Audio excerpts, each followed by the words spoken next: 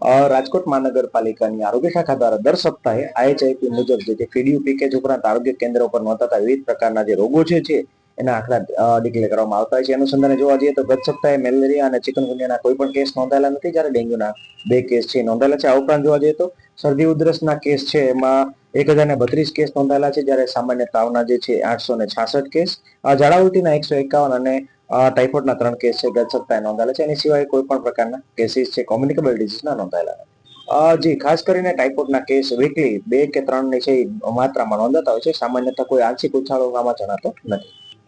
રાજકોટ મહાનગરપાલિકાની આરોગ્ય શાખા હેઠળ જે આરોગ્ય કેન્દ્ર છે ત્યાંના ફિલ્ડ સ્ટાફ એટલે કે ફેમિલી હેલ્થ વર્કર, MPAW ઉપરાંત આશા બહેનો દ્વારા જે ઘરે ઘરે જઈને એક્ટિવ સર્વેલન્સની કામગીરી જે છે કરવામાં આવી રહી છે.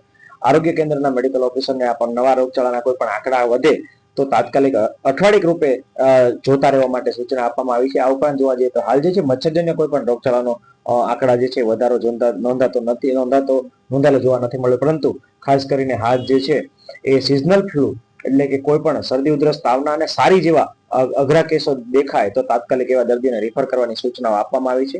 આ ઉપરાંત કોઈ પણ કેસ જે છે શંકાસ્પદ મેલેરિયા, ડેન્ગ્યુ કે ચિકનગુનિયાના કોઈ પણ કેસ નોંધાય તો ઘરની આજુબાજુના 50 મીટર એરિયામાં આવતા તમામ વિસ્તારોમાં જે છે એ ફોગિંગની કામગીરી કરવાની સૂચના જે છે આપવામાં આવેલી છે અને આ કામગીરી કરવામાં આવે છે. આ ઉપરાંત ફિલ્ડ વર્કર દ્વારા પણ ખાસ કરીને પોરાનાશક કામગીરી ઘરે ઘરે જઈને કરવામાં આવેલી છે.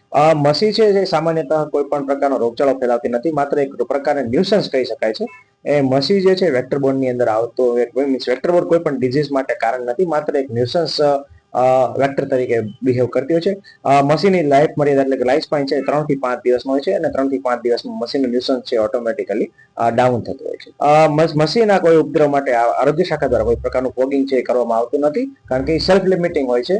મસી જે છે એનો ઉપદ્રવ સામાન્યતઃ આ સિઝન એટલે કે સ્પ્રિંગની પહેલાની સિઝનમાં જોવા મળતો હોય છે ને ઓટોમેટિકલી આનું જે ન્યુસન્સ છે એ ડાઉન થઈ જતું હોય છે. જી આગામી સમયમાં હાલ તો ના કહી શકાય, પરંતુ હાલ જે છે રોગચાળાની કોઈ પરિસ્થિતિ છે આપણને જણાતી નથી, પરંતુ આ બાબતે આરોગ્ય શાખાના તમામ સ્ટાફ જે કટિબદ્ધ છે.